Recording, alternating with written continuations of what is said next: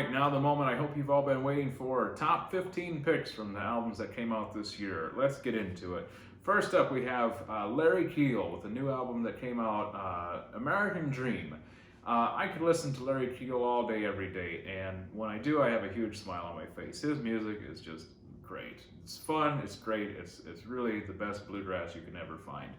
This album stands out because he played everything on here. Everything you hear is done by Larry Keel himself, nobody else. He wrote all the songs, he played all the parts. I don't know, I think he had, okay, he didn't mix and master, but other than that, he did literally everything else. And from the very first second I turned this on, I was hooked and said, this is another great Larry Keel release. Up next is this fine record from one of my favorite people in the universe, Danny Barnes, Man on Fire. This one came out at a really unfortunate time because it came out right as we were going into like that quasi-lockdown back in March, and Danny never got a chance to tour this record, never had a chance to really get out and promote it, and so there's still people that don't even know this came out yet.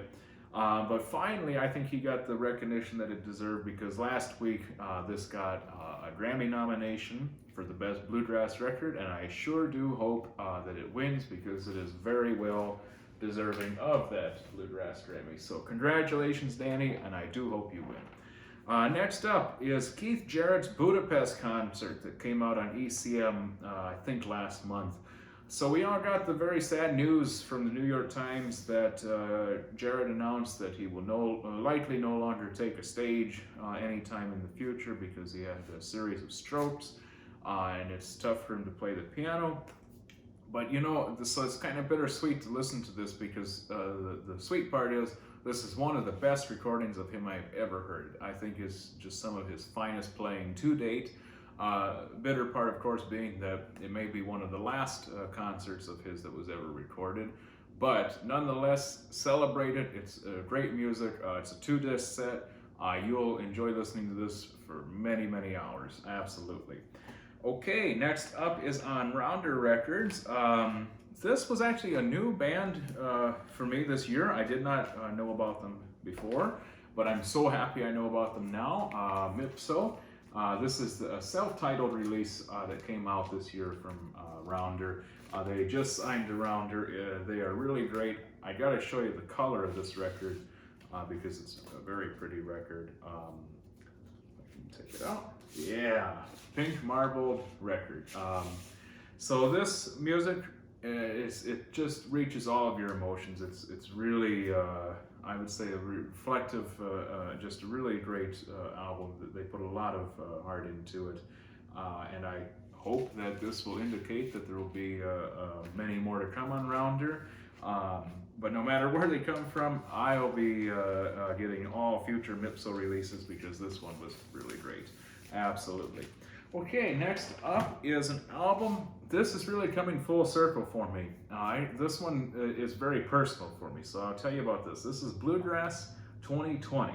So if we go over here and let me find it, starting with Bluegrass 95. See a resemblance here?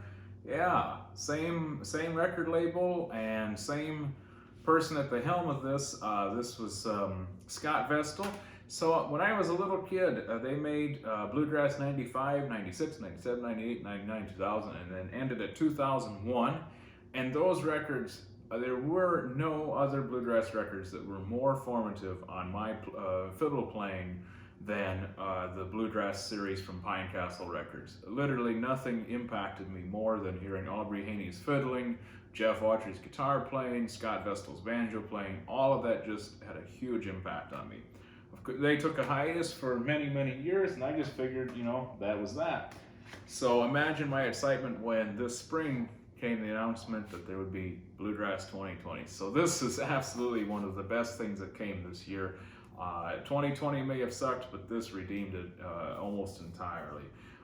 This is a very cool album, but it's actually interesting. I'm kind of mixed feelings on this. I'm glad on one hand that they're bringing in new people, because the only person from the original is Scott Vestal, but the rest are all new musicians. The thing is, they're incredible musicians, But on the other hand, I would kind of like to hear how the other ones that were on all those other releases sound in 2020. But nonetheless, it's a super great record, and I highly, highly recommend it. Okay, next up we have Jason Lescalleet, The Tunnel at the End of the Rainbow. This one came out at the early stage of the pandemic, and it was just, when we were all super uncertain what's going to happen, what's next. This provided, at least for me, just a really nice meditative piece to just listen to and unwind to, and it really takes you on an imaginative journey. And Jason's work is always a huge treat to listen to. I always am excited when I get an email from Listening Examples, his record label. And when this one came out, I heard a few seconds of it and I said, that's enough, I gotta get this. It's absolutely great. So this one came out. If you get this, I highly recommend you getting it, but under one condition, which is you have to just clear everything else out, sit down and listen to this and have no other distractions, because it will be really rewarding if you do it like that. Bill Frisell, Valentine, I talked about that before, but that's in my top 15 pick. The first tune on there is just so great, you have to listen to it. And then he goes into some Thelonious Monk, so you can't go wrong with that. And then there's some standards at the end, so it's all around just a really great record. Next up is another band that just signed to Rounder that was new to me this year, but I am so happy I discovered them as well. This is a band titled The War and Treaty with their new album Heartstown. It's a beautiful package. We got a nice gatefold vinyl, and then the color of the vinyl, just like the Mipso album, is a very pretty color. This time it's translucent magenta, very beautiful. The music on here, like I said though, is just as beautiful, if not more beautiful than the vinyl itself. And there's some special guests on here like Jarrett that add to it. So it's all around just an incredible album. Highly recommend you checking out Heartstown by The War and Treaty. Up next is something the world may be ending, because I never thought I would be recommending an album, and my close friends will be shocked by this too, that I would recommend an album that has Brahms involved with it, because I do not like Brahms composition, but Andras Schiff, Sir Andras Schiff and Jörg Widmann made me enjoy it perfectly. I don't know if it's through their masterful playing or through their interpretation of it, but this came out on ECM. There are two pieces by Brahms, and then there's an incredible whirlwind piece by Widmann, piano solo piece that Sir Schiff plays just magnificently.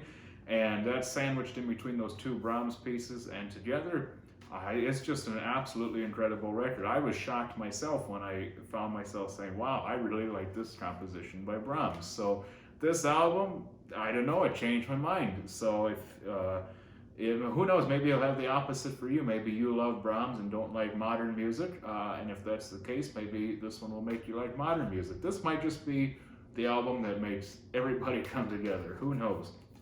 But check that out. That's on ECM. It's really good. Now we're getting into like the top 5. So we got some really personal picks now. This one, very emotional for me.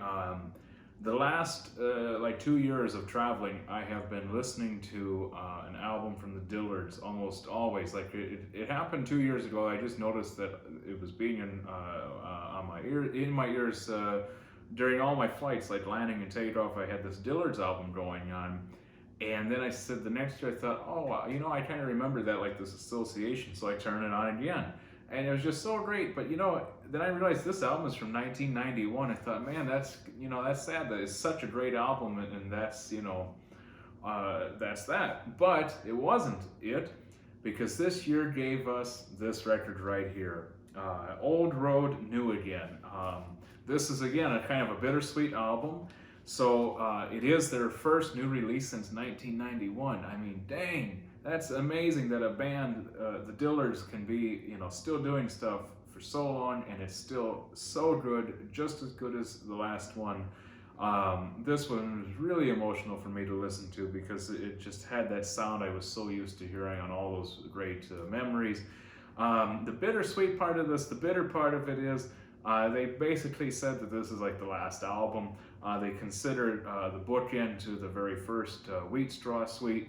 And so now this is kind of the end of the chapter. They've come full circle. So that is quite sad, but we can really celebrate the incredible music that's on here because it is just super good. Really a great release. If you like the Dillards, you have to get that, absolutely. And I got mine personally signed by Rodney Dillard, so that's awesome. I've been hinting at this one for a while now.